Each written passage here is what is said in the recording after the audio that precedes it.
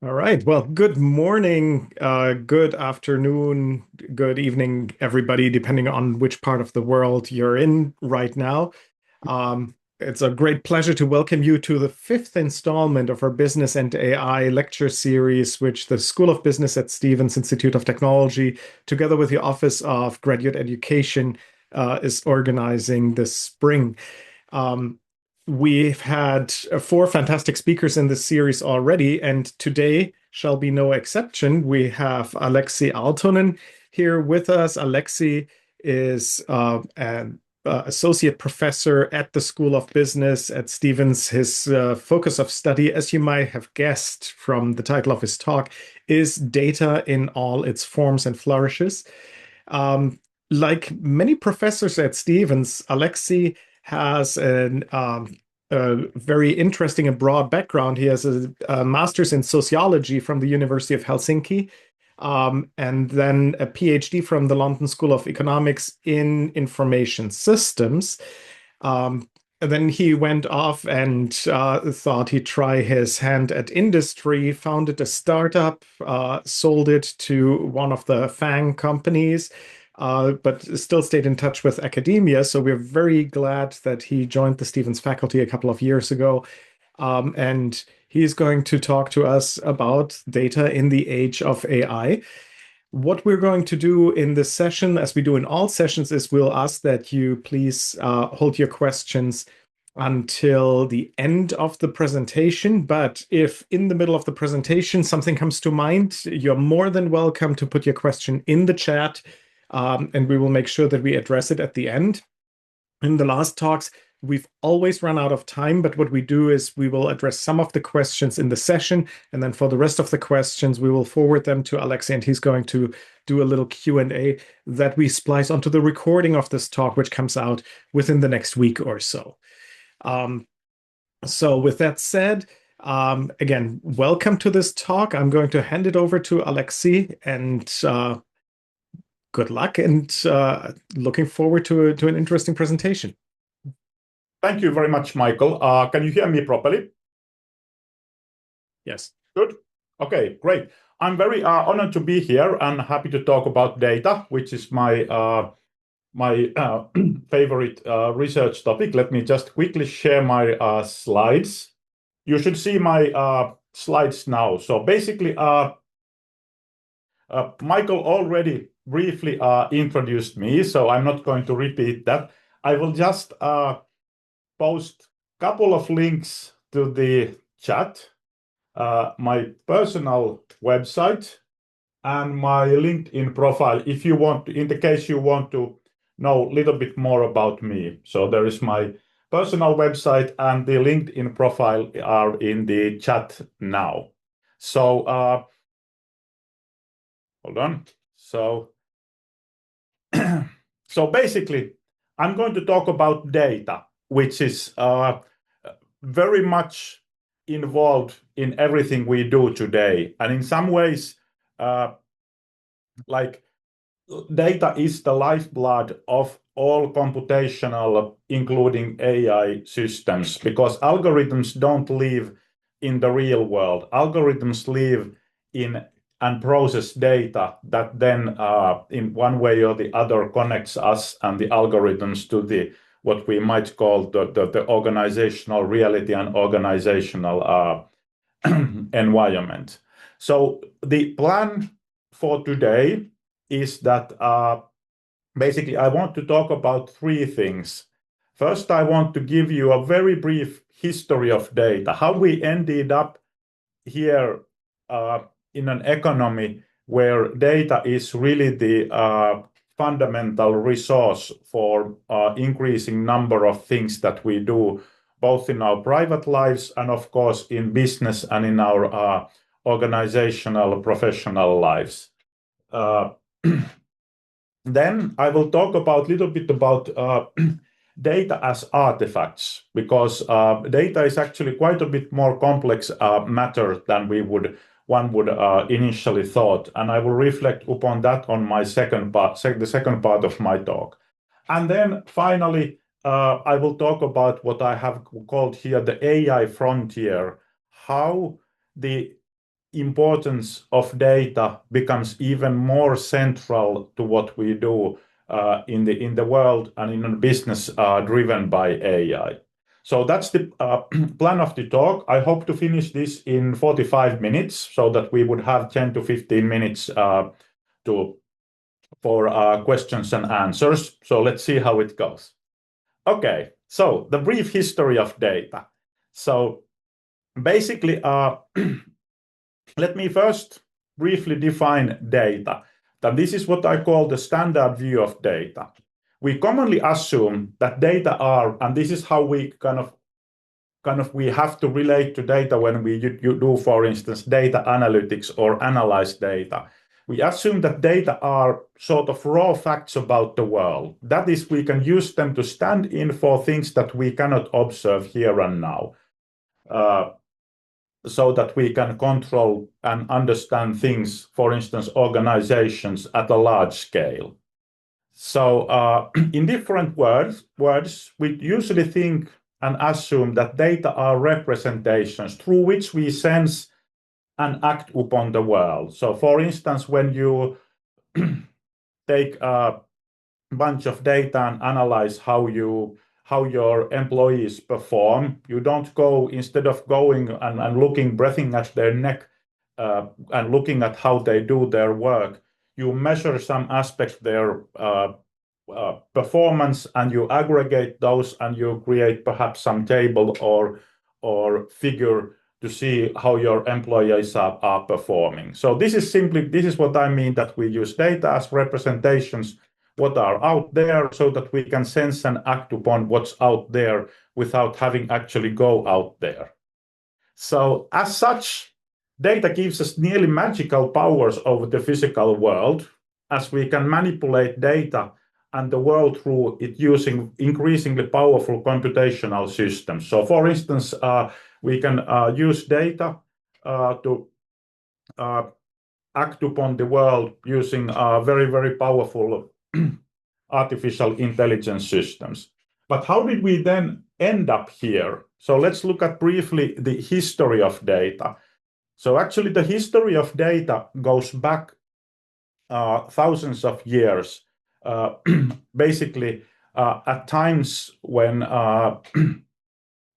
for instance, when you sent a ship to a foreign country and you wanted to know that the captain didn't sell the stuff somewhere on the way and kind of the stuff that you shipped to a foreign country actually arrived there.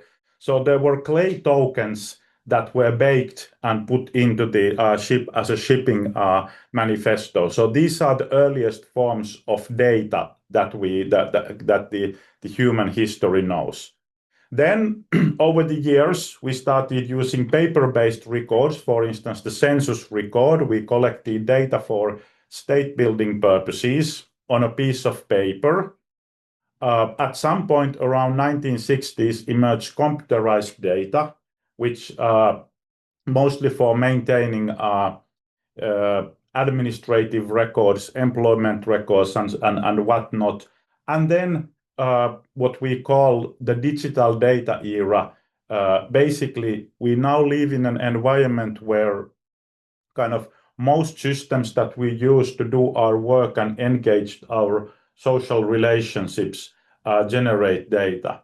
What has happened here is that if we look at how has the role and nature of data changes, that originally, if we look at in terms of the editability of the data, its structure, its heterogeneity. So historically, data was produced for a very specific purpose and tied to that specific purpose, and it was laborious to change. However, what has really changed in the last, what we might call the digital data era, is that data has become a thing on its own. It's not anymore, it's less and less tied to a specific purpose. It's recorded in much more granular level, and it captures many more types of things and formats. It's not just textual or numerical data, but also image and audio data. So data has become a sort of self-standing unit or resource on its own in the contemporary age. But in some ways, our thinking about data has not always evolved along with its shape, along its roles in the society.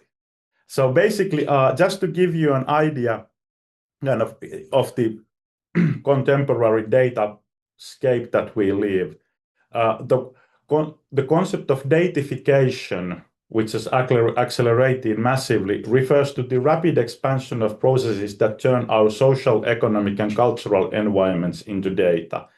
So around 2010 emerged the concept of big data. We don't anymore call it so much, but that was the realization that all the systems that we actually use, digital systems that we use to do our work, to carry out our social life, produce data. So these massive amounts of data were at that time called kind of described in terms of the volume, velocity, and variety of data sources. Just to give you an example of this of the explosive growth of data in the world, the black box you see on the slide is a hard disk that's on my desk here in my office, which has 7.2 million times the storage capacity than the thing from the IBM, one of the original IBM hard disks that's being loaded onto the airplane on the left. The picture is from, I think, from 1950s. If you compare this to, for instance, cars, kind of a car from 1950s, it would be actually a pretty cool thing to drive. It wouldn't be perhaps as fast as your car from 2026, but it would still take you there. And it definitely, your 2026 car wouldn't be 7.2 million times faster than the car from the 1950s. So really the scope and scale of datafication is immense, and it tells something that something important how of the importance of data these days. So and basically, just to save this presentation that I'm working through today, I would need 6 of these things that are being loaded onto an airplane here. Okay. So the data is the key resource in digital economy, because whatever we do with digital systems, it means processing data. However, regardless of the metaphor that you may have heard sometimes, data is not oil. It's not a natural resource. It doesn't come from the ground. And the challenge is that we often forget that data are actually human-made material that needs to be designed, produced, and managed as such. Even if the data seems to come from somewhere, it's actually always designed material, and it needs to be managed carefully. And this is something that the organizations are waking up to. So data is, in order to represent things to us, we need to and manage those representations, we need to understand the nature of data as artifacts. Data are human-made. Artifact is just a word for a human-made thing. And this is something that we are just to kind of, I think, organizations as a society, we are waking up. So basically, in the next part of my talk, I will talk about briefly, what does it mean that data are artifacts? They are always designed, produced, and managed. But let me start with the example that hopefully nails the idea that these data artifacts, they don't just represent world, they are very much involved in shaping our world. So to illustrate the idea that the kind of thinking or assuming data as simple representations of out there is missing something critical. What recently happened in Finland, and actually I found that this has happened in many other places. There was a family that returned from holiday and found that their whole home has been trashed while they were on holiday. The problem was that basically there was another person, a kind of person who lived on his or her own had died, and the rental company had sent waste disposal guys to dispose all the possessions of that person. Unfortunately, it happened that they gave the wrong address. Or the address, basically the data about the address was right. It was a valid address. The only thing was that it was not the right address. So basically what I'm saying here and what we are seeing here, even if the data represented a real address, an existing address, it was a wrong address. And that should call us and highlight the fact that data is always human-made and human-managed thing. Fascinatingly, I started Googling this and I found out that this kind of things have happened several times, that people have even got their whole house demolished by this kind of mistakes.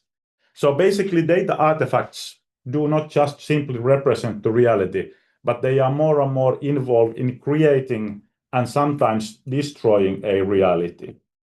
So what do I mean by data artifacts? What are the characteristics of these data as things? Well, they are digital data technological artifacts. They depend on binary differences, so-called zeros and ones, that are stored and processed on a computational medium. And for this, we have the whole field of computer science and engineering to develop and data analytics to develop incredibly sophisticated techniques to work with data. Data, of course, it performs a referential function. It's kind of in the definition of data that it refers to something. However, we should not think that data or data artifacts are some kind of neutral lens or simply mirror the world, or that we can simply look at the world through the data without actually focusing on the data themselves. And this is because in order to perform this referential function, it must be possible to interpret data meaningfully. So basically, data is semantic material, and semantics is always a human thing. We design the semantics of data so that it can represent the world in one way, but not the other. So there is always data entails always decisions how it can capture the world. It never captures the world just like the world is. There is always design decisions involved how the data captures the world. So basically, as technical and semantic artifacts, data are always designed and produced. In this sense, the word what we very often use, that we collect data, is actually oxymoron. Most of the time, we don't just go out and pick data like we pick berries from the forest in Finland, where I come from. We design it and we produce it. And even if you just download a dataset from the internet, this still applies. Somebody somewhere designed the dataset to represent the world in a particular way, and somebody somewhere produced the dataset, resulting in those data points that you may use. However, we often tend to forget that these two critical aspects of data. But my point is that we will have to look more into how data is exactly designed and produced in order to kind of manage it well in the contemporary world. And I will have a couple of examples of this next. So what do I mean by, just to make clear, basically, when I say that data are designed, actually, we cannot design the actual data points. What we design is that we design data producing arrangements, things that can be systems, for instance, a website form. is perhaps an easiest example of a data producing arrangement. So we design arrangements that can be used to produce data. So for instance, I have studied what's called extensible business reporting language, which allows companies to submit their financial results in a machine-readable format. So basically to produce data out of their financial results. Now, in some ways, this may sound no-brainer because every publicly listed company have to report their financial results according to accounting regulations. However, it took years to get accounting, auditing and firms, regulators, software vendors, and the companies to agree on a language which is called the XBRL that everyone will use for this purpose. So in order to produce data about company financial results, we first had to come up a whole language and infrastructure to do so that one can computationally extract, for instance, revenue from one company's report and compare it to the revenues of other companies. So the XBRL infrastructure is what I call a data producing arrangement. Now the arrangement as such doesn't yet by itself produce any data. We need data producers, for instance, in this case, the companies who observe their financial health and financial status and use the data producing arrangement to produce data. And this difference between the data designers and data producers is actually critical that I hope that will come clear just in a minute. And then at some point we have data users that will take the data points and do whatever they want to do with those. So just to give you an example, how data design doesn't dictate what kind of data we have. Here is an entry form. I'm not sure if we have to fill this anymore in paper, but this is from an entry form to US, which is a data producing arrangement. It produces data about people who want to enter into US. And there used to be this question, have you ever been or are you now involved in espionage or sabotage or in a terrorist activities? Now, obviously, if you take the data produced by this form and you try to analyze how many terrorists enter in the US and who they are, you are probably not going to catch very many terrorists. That's quite obvious. And of course, when they designed this form, they don't expect people to basically tick the yes box here. My point here is that if you want to understand how data represents the world, you need to often understand how it was designed and how it was produced. You can't take the data as face value and think that you can just transparently look at the world through the data points. So another example, which comes from my own research, is so-called trace data. Basically, every click, everything you do in information systems these days is recorded somewhere. So basically, which is called trace data. And organizations want to try more and more use this trace data to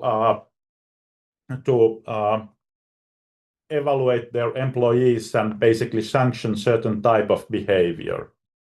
Now the challenge is that obviously people are not stupid. They know that this kind of monitoring happens, and the more they know that their behavior may be sanctioned on the basis of it, the more they will change their behavior to make sure that it produces a favorable data. Now, this is in some ways not a new thing. It goes at least back to 1975, Charles Goodhart, who created the adage called Goodhart's law, which basically says that when a measure becomes a target, it ceases to be a good measure. Why this matters is that we used to be measured back in the days in organizations very sporadically in a punctuated fashion. Couple of times in a year, there was some monitoring exercise, and then you kind of and then you had to think how you put up a good show in terms of the numbers. Today, it's constant. We constantly use information systems, but we constantly have to think more and more what kind of things we put through these systems. For instance, if you are in your employees' network, what kind of things you discuss there, what kind of things you email from your employees or your school emails. So basically, we react to data artifacts and their production, just like the other things in our environment, which then shapes what kind of data are produced. So the data are very real things among us, even if it's immaterial. It's very real thing in our environment, and we constantly react to what kind of data may be produced from us. And this means that managing organizational data design, production, and artifacts matters more than ever in the age of AI. Why is this? One thing is that basically we are running out of public available human created training data. Much of the improvement to the LLMs and AI systems have come from the fact that we have been able to pour more and more data into these large language models and whatnot. However, that road is soon that road is going to come to an end, because most of the publicly available training data is already used. So in order to keep developing AI, organizations need to turn to proprietary data. And if we think in terms of competitive advantage, which companies usually look for, it will be difficult to gain sustainable competitive advantage, if there is sustainable competitive advantage anymore in this world, just from using common foundation models. Basically, just by having an AI will not provide you any competitive advantage, because everybody will have AI. Everybody can use the Grok or OpenAI or Anthropic models. So therefore, the competitive advantage will be in your proprietary corporate data assets. Because those are proprietary to your company, and you may have accumulated those over the years, and your competitors don't have those assets. So basically organizations are waking up to the reality that their data assets are often a mess, because data used to be sort of necessary evil that we generated. We fill some forms when they asked us to fill forms and whatnot, and we quickly put together an Excel sheet to get the job done here. But the data itself in organizations, people were not very excited about it, or it was sort of something that we had to do and we have to deal with, but it often was not something out of which we then try to really create a competitive advantage. However, like I said, organizations are waking up to the reality that their data assets are often a mess. And to that end, unfortunately, the old wisdom still applies, that if you have garbage in your database and you enhance it with AI, you just get bigger mess. You may get more sophisticated mess. You may get more complex or even more creative mess, but mess it's going to be. And getting your data organized is a lot of work, because it's working with humans, it's working with practices, it's working with standard operating procedures and whatnot. However, it's something that companies are at the moment waking up to, and this is something where we will have lots of work to do for the coming years. Because like I said, I strongly believe that that's where really most of the companies will find their competitive advantage. from their proprietary data assets and how they are able to enhance those, grow those, and then create new services, new products out of the data that their competitors don't have. Okay, so that's briefly about data production, data design, production, and governance. So let me then move on to the last part of my talk. I'm actually just spot on time, so I hope to finish in 15 minutes so that we have time for good time for questions and answers. Now, in some ways, the issues with data design, data production, and data governance, they are not completely new. They get a new twist with AI but they are not completely new. And I want to kind of look at them in the last part from the perspective of AI, which I call the AI frontier.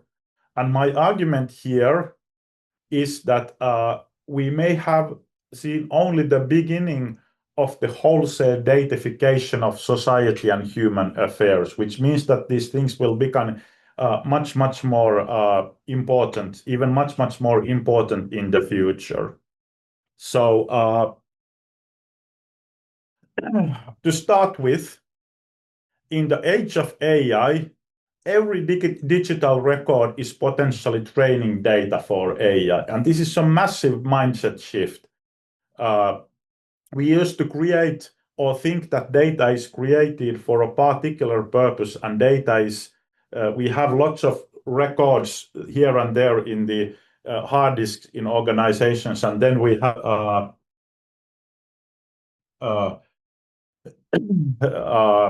some well-organized handful of well-organized databases. But in the age of AI, really, every digital record is potentially a training data for AI. I'm not saying that they would be necessarily used, but the mindset is going to be this. To give you an example, there is a Californian non-profit organization called Common Crawl that crawls the entire internet every couple of months, the accessible parts, which was then used as an a training data for the original, I think it was OpenAI 3.5 model. So basically, we didn't think before that all the internet content, all the kind of message board posts from Reddit and whatnot would be data. But now when we have a technology called AI or generative AI, all these resources suddenly become potential training data. If you want to look at the Common Crawl, I just put the URL into the chat. So and when I say that we may have not seen even the start of we may have only seen the start of the datafication in society, is that if we stop and think and you consider that you actually never leave the radius of a high fidelity microphone and increasingly camera in your life. So what if, just as a thought experiment, if your mobile phone, your smart speaker in your home, all the smart glasses that everybody will have soon, all the cars with 360 camera systems, if all these would be recording everything all the time, wouldn't that be a great opportunity to create highly advanced AI? We could have so much high quality training data.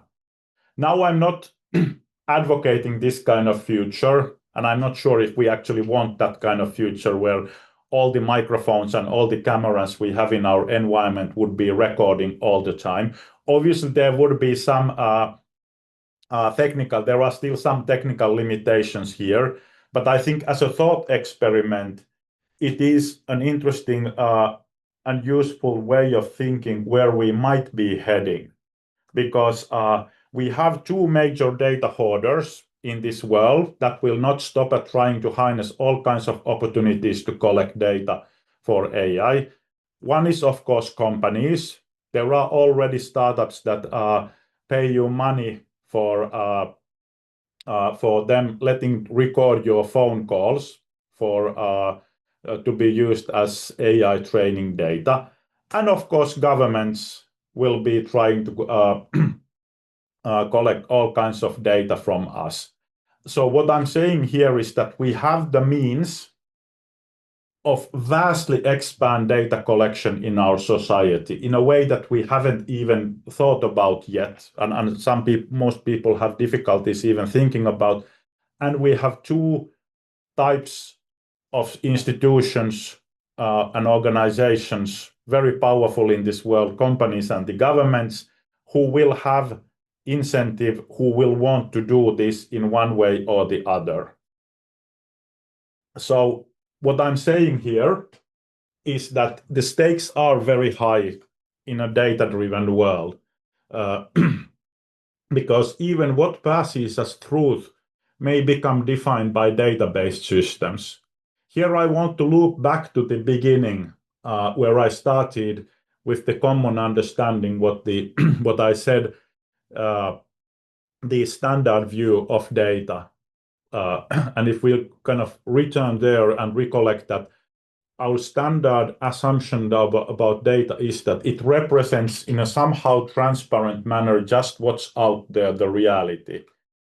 And now I'm saying here very seriously that actually the data, the way we design, the way we produce, the way we govern, the way we use data will start defining what passes as truth in our society and in our organizations.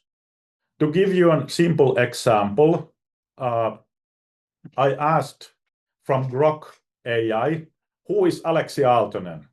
And it's really heartening to find out that the Grok thinks only for 3 seconds, and it gives a very nice explanation, description of me.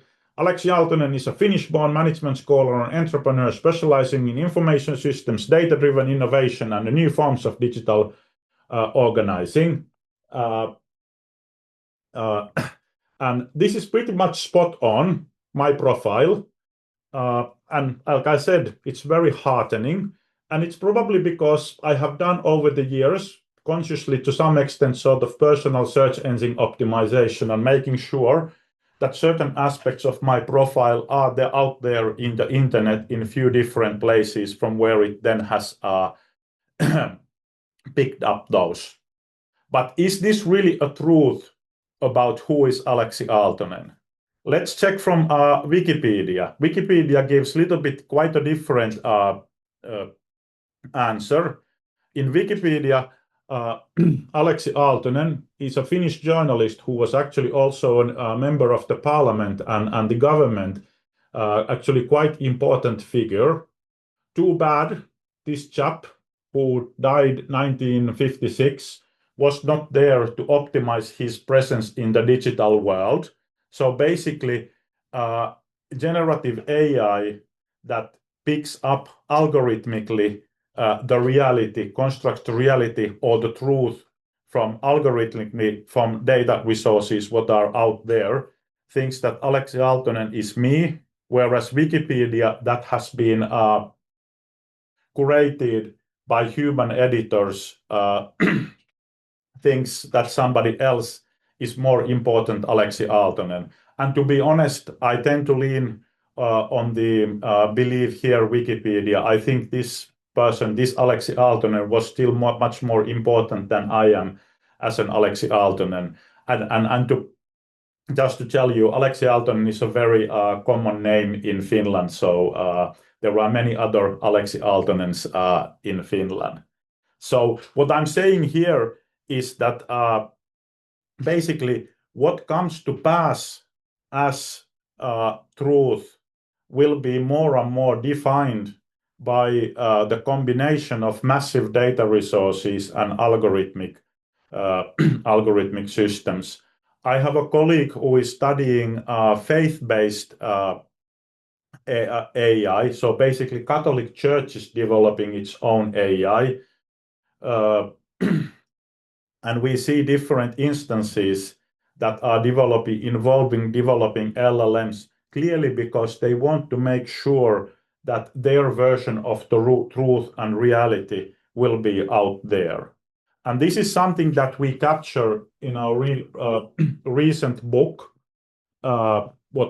Research Handbook on Digital Data, that was released in March. So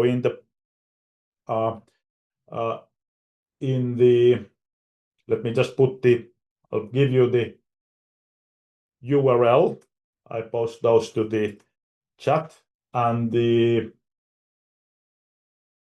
introductory chapter from which this quote is available as open access. So basically, in this book and in that introductory chapter, we describe these changes, what we are seeing in an increasingly data-driven world, as kaleidoscopic. So basically, data is becoming kaleidoscopic in a sense that it doesn't just provide us different renderings of the world. We all know that we can create very different views of the world from the same data, but it starts to create literally different worlds in which people live. It starts to create different realities. We can create with data many different coexisting realities in which we then live, which may be less and less connected to the whatever people might call the real reality. On the other hand, the real reality is what we act upon. So basically, if you if you want to know who is Aleksi Aaltonen, and you just ask from the Grok AI, you probably think that I am the most important Aleksi Aaltonen, which is not true. And that passes as reality, and then you act upon that reality, even if it may not be so, or there may be alternative realities. So just to finish, I'm just, I think, spot on time. I noticed that Michael is there looking after me. So basically, there are a number of things, critical issues, and I don't have answers to these, but I'm putting these out here because these are the themes that will be us as individual citizens and as members of organizations, as managers, as senior executives. So basically, we don't understand how should we design data, and what new kinds of data we have. How do we govern data? For instance, how do we share data in a reliable and secure way? There is potentially a lot of value locked into data resources that we just don't know how we can share them in a secure and safe way. Like there is an emerging theme of data sovereignty. Instead of giving our data to the FANGs or the big kind of Californian IT companies that rule the world, we should be able to own and control our own data by using these digital services. We shouldn't give out some people think that we shouldn't give our own personal data to somebody else. Data and energy consumption is becoming a bigger and bigger thing. These masses of data that we use are becoming so big that the energy consumption is starting to become an issue. Obviously, data justice and fairness is going to be a big thing. If you are not in the training data set, you don't exist for the system, to put it very simply. Also, the more and more we use to make our decisions on the basis of AI and systems based on training data, there will be attempts by both organizations and state actors and individuals to poison the training data. This is already happening. And then finally, I think this is something that I hope that I have time to research in the future, is de-datafication. We tend to think that it's some kind of natural progression, and that's how it should go, that everything will be eventually datified. No, we should probably be much more conscious and think what things we shouldn't turn into data, and is there and if we find that some things are run through information systems and turn into data, whether we should sometimes de-datify them. So basically putting up the question, what are the things that we shouldn't put into digital systems, and we should deal with them the old-fashioned analog and physical way. So I'm just at 9:45 or 46 now.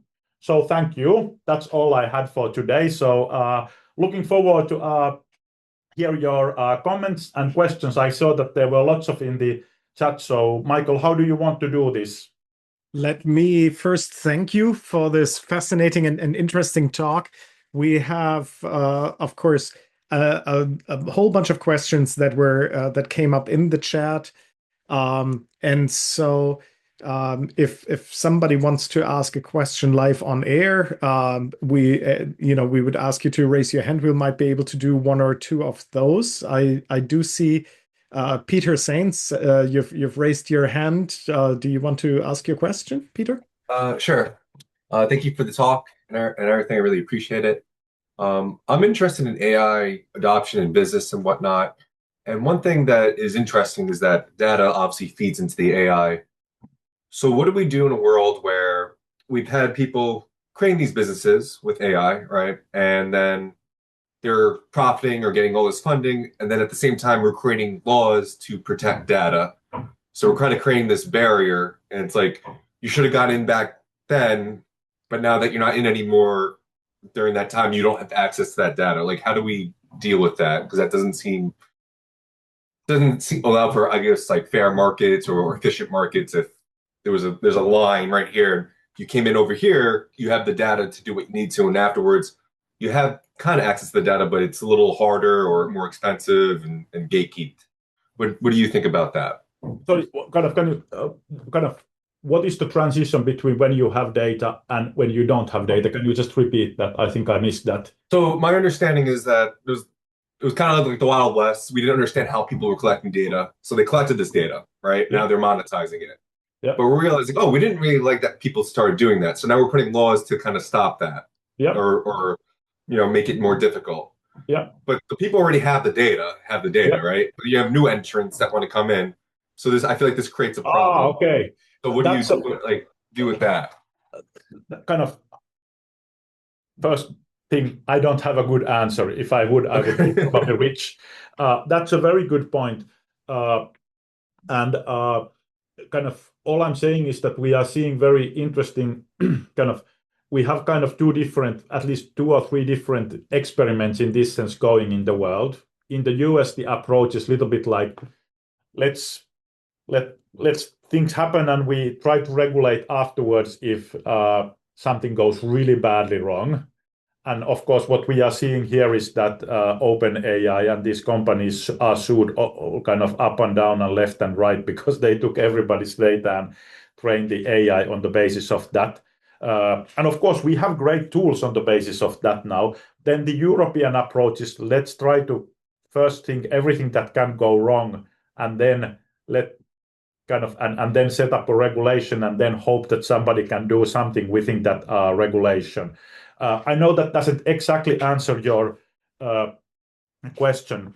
It's that I guess that's more for opinion, because I don't know what the answer is. And the newcomers, the problem for the newcomers.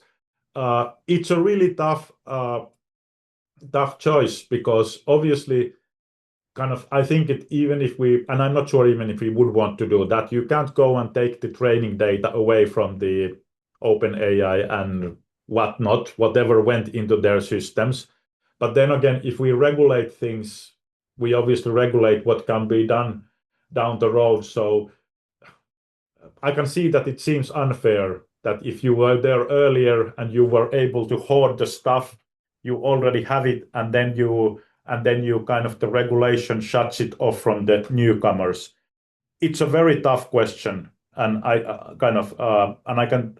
think it's a very good question what you ask here. Unfortunately, I don't think there is a easy answer to it.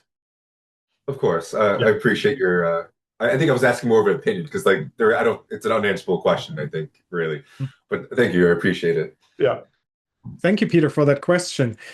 Let's go to a question from the chat. And there are, of course, a lot of people that are interested in the relationship of personal right of data vis-a-vis companies, in particular vis-a-vis AI companies and vis-a-vis governments. But I do want to start with a question that was different from Ava Kone, who asks, what skills or tools, or let me add, academic programs, would you recommend for students and young professionals who want to build a career in data-related fields? What should they know, or what should they study? Well, there is, of course, going to be a lot of engineering and computer science work to kind of push the boundaries of algorithms and whatnot. But I think even more the challenges are going to be related to organizational, how you make your employees to adopt kind of data culture, what kind of data culture you should have in organizations. So in that sense, and I think there is kind of the volume of work needed there is going to be bigger than kind of developing the next cutting edge algorithm, because that work doesn't scale. What works for one pharmaceutical company doesn't necessarily work for another pharmaceutical company. So you need to kind of come up with the company specific solutions. And of course, if you want to get some competitive advantage, the solutions need to be company specific. So therefore, I would imagine, well, I sit in a business school, so I believe that there is a lot of work to do in kind of information systems, data analytics, graduates in the organizations in the future. If there is something related to data governance in the program where you go, that would be a good bet, because the data governance issues are going to be us for the next 50 years. They are not going to go away, kind of, because they are just massive issues. So the data governance is definitely a good bet to learn something about it. Wonderful. Tom asked the question, staying with this question of governance and maybe the ownership of data. Yes, what techniques and potential movement for placing digital watermarks on data items is there to allow it to either become training data for AI or not? Like, how do you prevent fake news and from becoming parts of the training data and keep, say, only verified authentic journalism? This is a good question. Of course, I would like us to have a system where we can watermark or somehow kind of tag the pieces of content that circulate in the open ecosystem.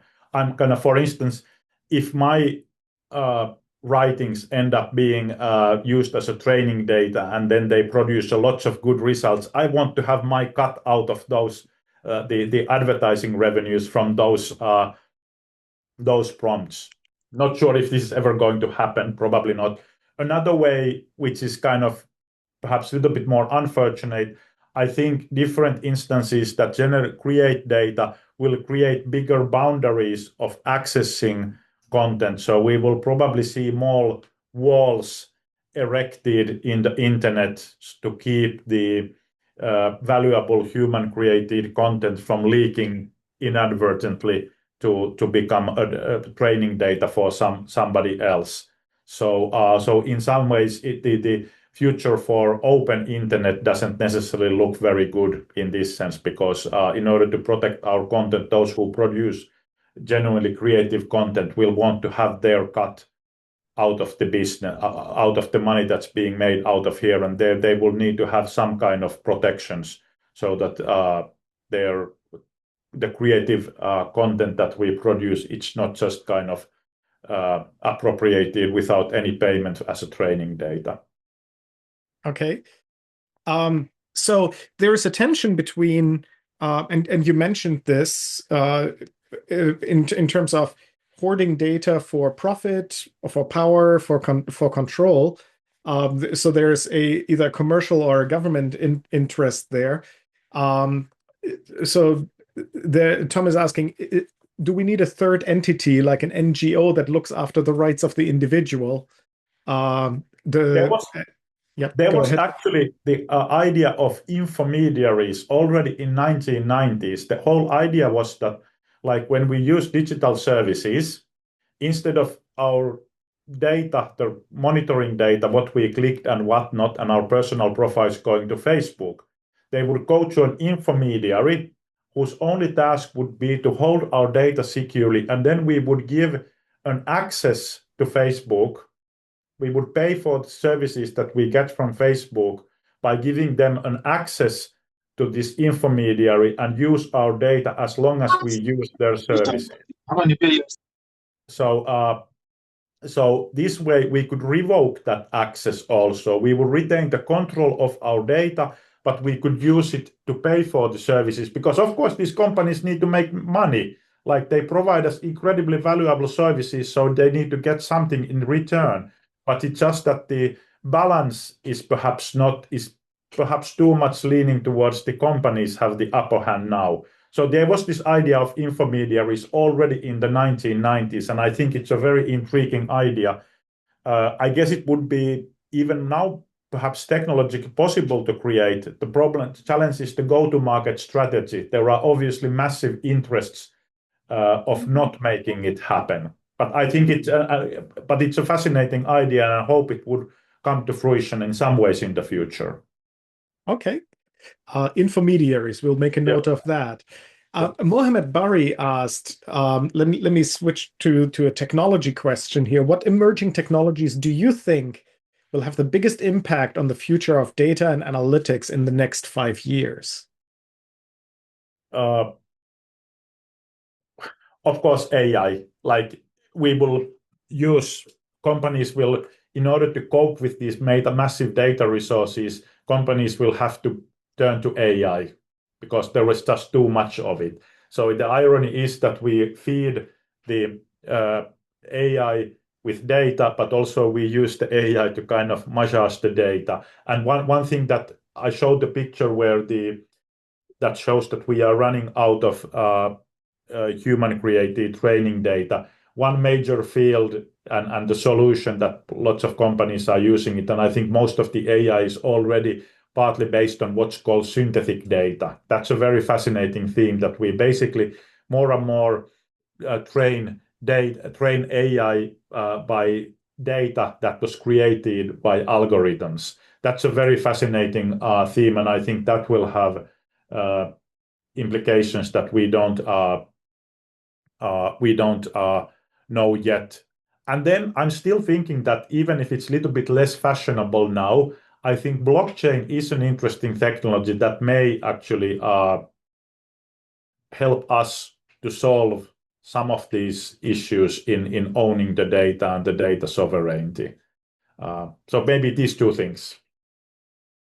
Very good. So let me close on a question that Boris Minkin asked, which has to do with trust, and maybe we'll go back to your sociology background a little bit, right? It's been said that history is written by the winners, and so what we have in terms of historical data and historical records, one could ask if that's really an objective view of what happened, or if there is some sort of bias there created by those who created records and data in the past.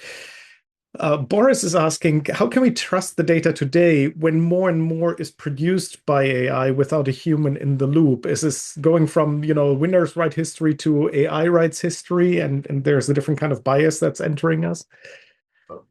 I'm not a historian, but of course I would say most historians wouldn't think that how the history is written as the single right truth about history. There is always a perspective to it. So going back to my example of who is Aleksi Aaltonen, somebody decided that this old minister from more than 50 years ago is the most important Aleksi Aaltonen. There are many different Aleksi Aaltonens, for instance, fairly successful athletes who could have been there. So there is always a perspective there. What changes with AI is that the selection of the perspective when these systems are such black boxes becomes even more and more opaque. So that's one side. Another side is that it's true that I don't know where we are heading, because of course we took the whole internet to train AI because it was a nice bunch of human created data. But now already, I don't know how big percent, but most of the internet is now written by AI. So there is this self-feeding loop there. I think it was a team of Harvard or MIT scientists that showed that if you feed AI too much on its own outputs, the models start to collapse. I'm not sure how real risk that is, but there is this potential that we create a snake that eats its own tail by feeding AI on its own outputs. But that again loops back to my point about that the corporate proprietary data assets that are well managed and protected from this kind of unwanted contamination that happens in the internet will be probably the way to build competitive advantage and really valuable services in the future. Basically, data assets that you and you can trust that they are well curated. Just to finish, like one example, there was recently an article, I think it was in Nature, that they found out that there were something like 150 papers in medical science that that have trained models on internet datasets, basically datasets from Kaggle, and then these models are used to make decisions on people's health and treatments. Basically, datasets where they didn't know about the provenance, where they came from, basically, and it was pointed out that this is a major issue, that we train systems that can have major impact on people's health on data that came from somewhere that we don't know where it came from and how trustworthy it is. So definitely there are big issues here to solve.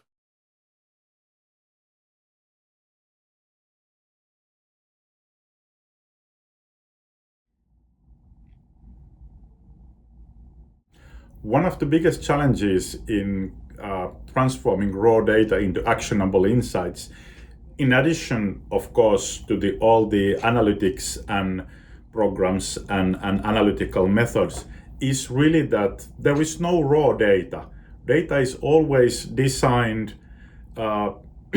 curated, produced in particular settings, and companies may not know the how the data, if it was sourced outside, it was created, or even exactly what went into the data, even if it was created internally. So, and this is critical to really understand what the data means.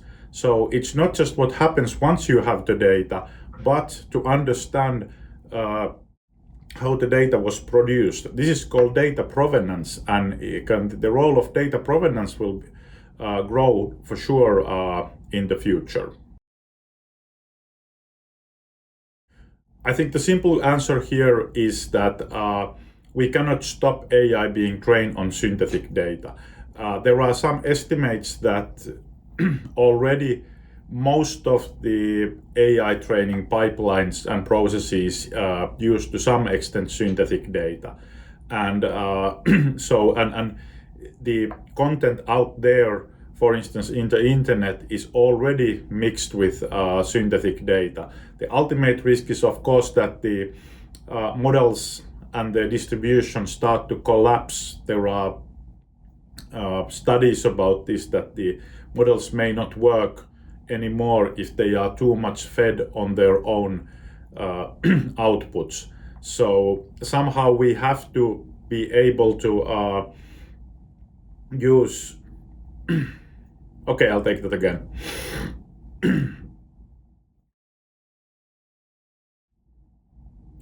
Well, the AI models are already being trained on synthetic data. There are estimates that most training processes already involve at some point some degree of synthetic data. And of course, most of the public data sets, like for instance, internet content is already irreversibly mixed with synthetic data. So if we really want to train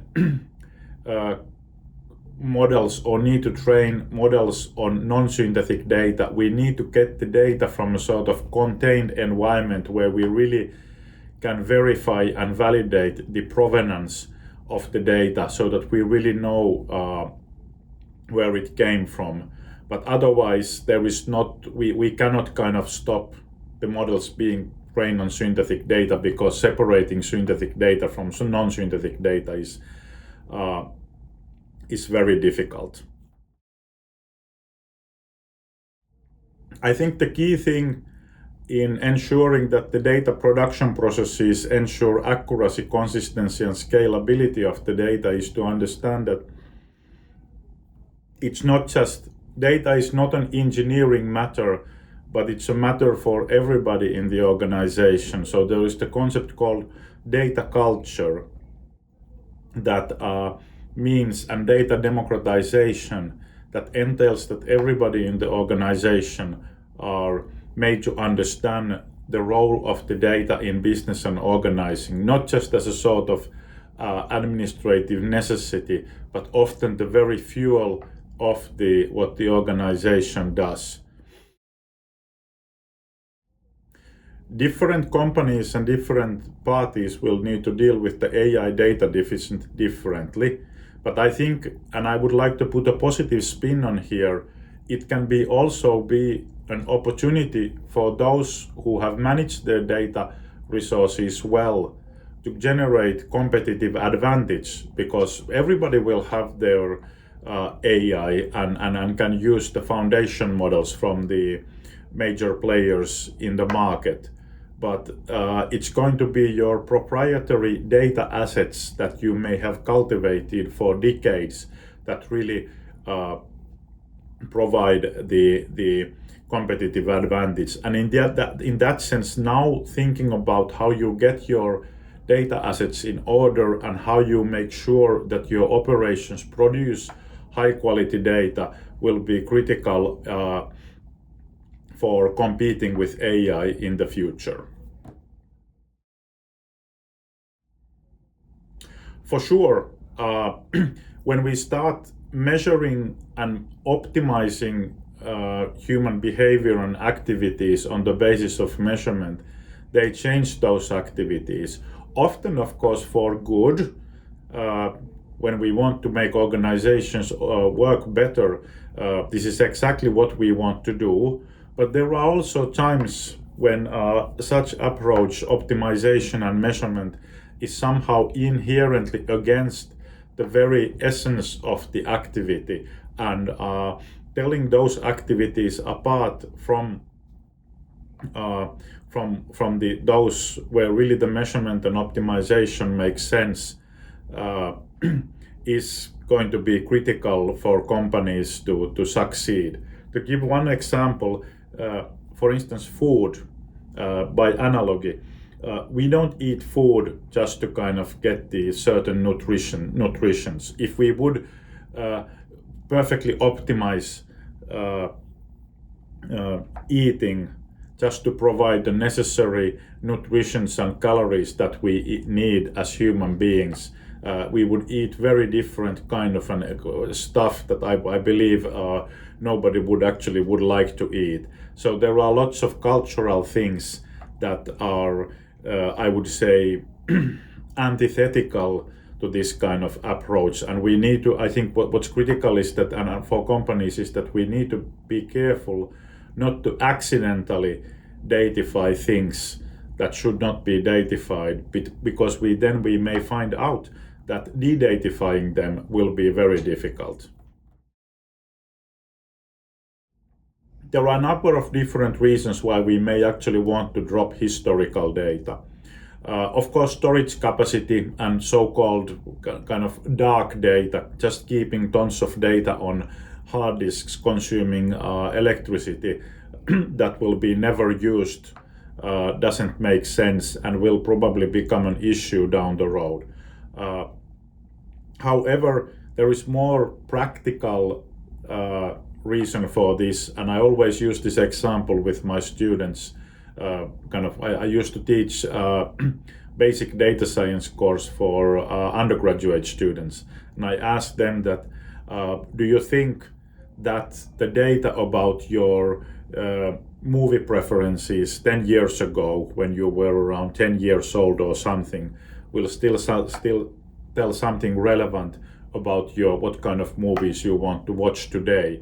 And that usually makes the point that yes, data has often an expiry date, and we need to also make sure that we expire outdated data, not just hoard and keep accumulating it forever. There are all kinds of potential biases and problems in a world when we make decisions based on data and AI. But I think some of the biggest issues will be that when more and more the effective world will be a world of data, then those things that are there and how things are presented there, that's really matters, not how things in a sort of corporeal physical reality is. In my lecture, I use this example of who is Aleksi Aaltonen, which gives a very different answer if you ask from Grok AI or which is basically depends on the data that they have scraped from the internet, or if you go to Wikipedia, where they have human curated articles about historical persons. So this kind of visibilities and invisibilities through data will become just more and more important.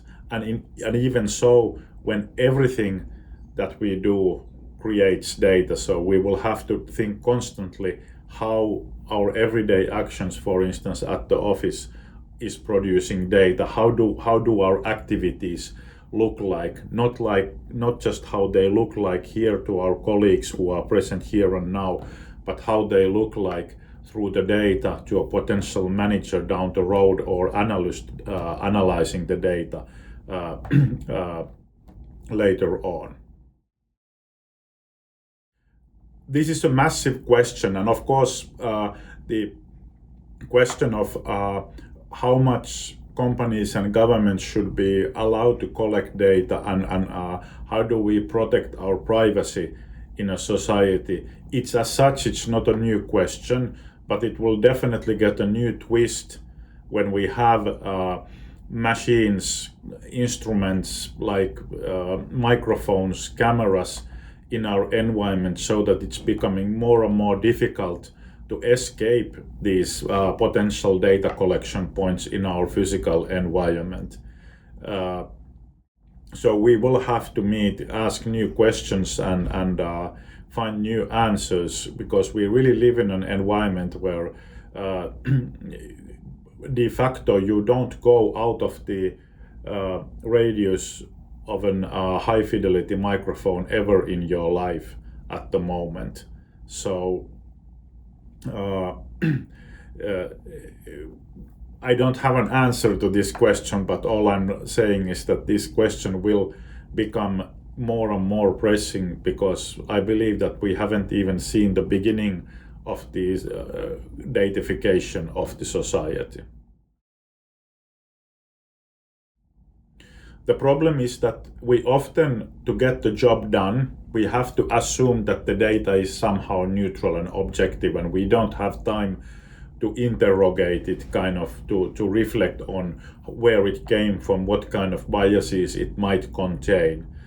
So definitely these kind of issues are not sufficiently interrogated, and I think we shouldn't leave them to individual people using the data, because individuals at the office, at home, you need to get the job done. You don't have time to stop contemplating all the time. So we have to somehow build this kind of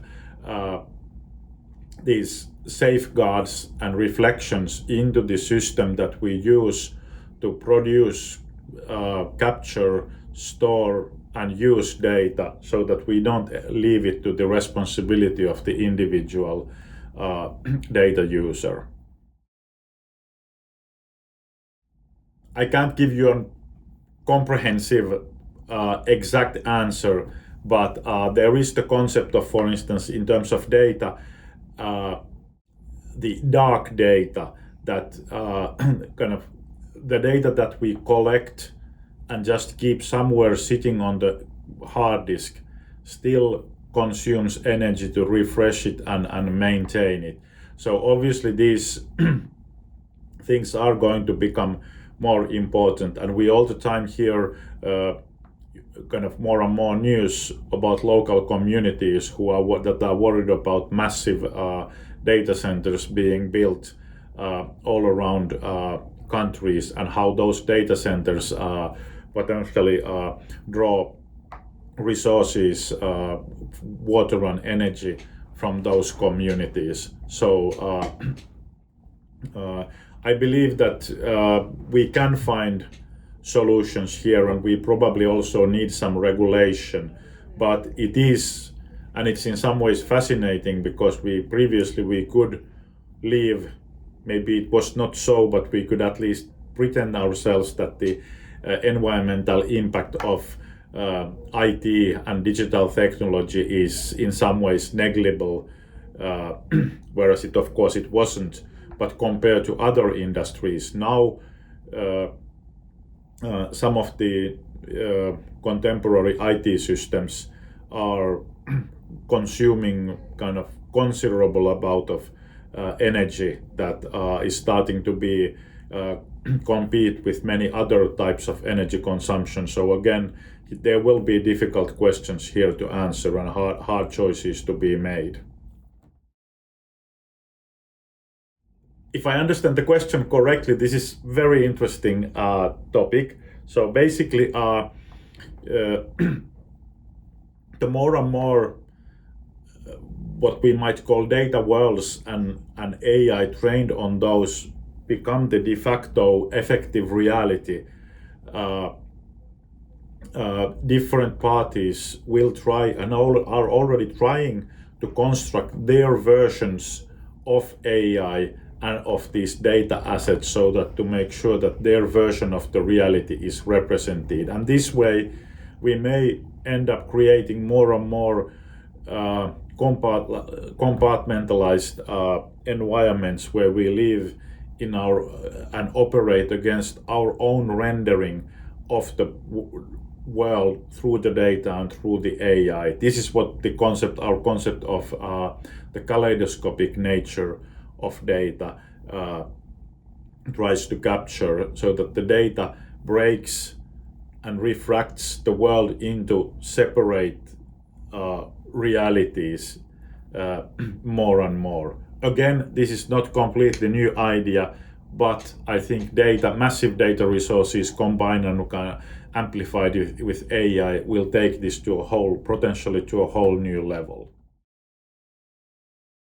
I'm not an expert on quantum physics, but it's a very interesting topic. And of course, the question of data, when it's not anymore zeros and ones, will change potentially with quantum computing. But unfortunately, I don't know the technology well enough that I can give you a good answer. How does it and does it help with data collection and storage? Historically, however much storage space, hard disk space we have always been able to fill it up. So, and I'm not sure if this will change. So we will find ways to kind of produce more data to fill whatever collection and storage technology we will use. Getting rid of data is much more difficult than we initially think of. I was recently in a panel where some of the people from the industry mentioned that lots of companies still have, so for instance, service level agreements that date back before generative AI age.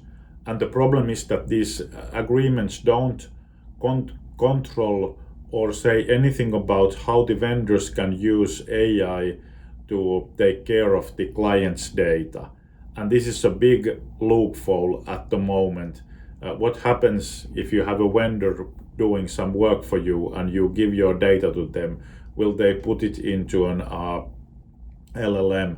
This is, for instance, in financial industry, big, massive question at the moment. And just removing data, it's not just if you want to get rid of some data, obviously it's not just getting rid of the live version, but all the backups. And then when removing data, for instance, from relational database, how do you make sure that the integrity of the data is not compromised? Not to mention blockchain solutions, where the whole idea is that it's immutable. There are very interesting questions here to be answered, and again, there is no easy answers to these questions.